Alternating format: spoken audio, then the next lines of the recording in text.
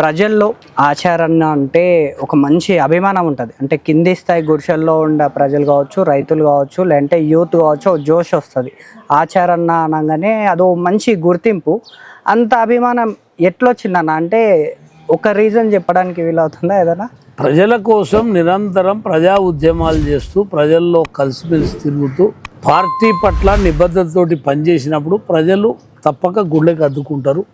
గెలుపు ఓటములు అనేది కాదు, మనం ప్రతి హృదయాన్ని తట్టి లేపేటువంటి కార్యక్రమాలను తీసుకొని మనం ముందుకు నడవాలి. ఈ ఎలక్షన్స్లలో అటు ఇటు ఉన్నా కానీ ప్రజల గుండెల్లో అయితే ఆచరణ ఖచ్చితంగా. గెలుపు ఓటములని పక్కకు పెట్టి ప్రజల గుండెల్లో చిరస్థాయిగా ఉండేటువంటి విధంగా మనం పనిచేయాలని నేను ఆ దిశలో చేస్తున్నానని అనుకుంటున్నా. ఖచ్చితంగా అన్న చేస్తున్నారు కాబట్టి ప్రజల్లో ఇంత అభిమానం ఉంది. అంటే ప్రజలు ఇట్లా సింపుల్గా ఉన్నప్పుడు మీతోన చర్చించే విషయాలు ఎట్లుంటాయన్న? వాస్తవంగా ప్రజలు తమ యొక్క వ్యక్తిగత విషయాలు, లేకపోతే సమాజ విషయాలు, సమాజంలో జరుగుతున్నటువంటి అనేక విషయాల మీద మనము ప్రతిస్పందన అనేది ఉండాలి.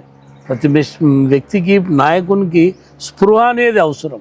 రాజకీయ స్పృహ ఉండాలి, సామాజిక స్పృహ ఉండాలి, సమాజంలో జరుగుతున్నటువంటి అన్యాయాల మీద కూడా స్పృహ ఉండాలి.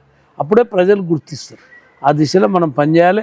ఈ సామాన్య కార్యకర్తలకు శిక్షణ ఇచ్చేటువంటి శిబిరాల దగ్గర సామాన్య కార్యకర్తల లెక్కనే మనం పనిచేయాలి. ఆ దిశలో మనం ముందుకోవాలి.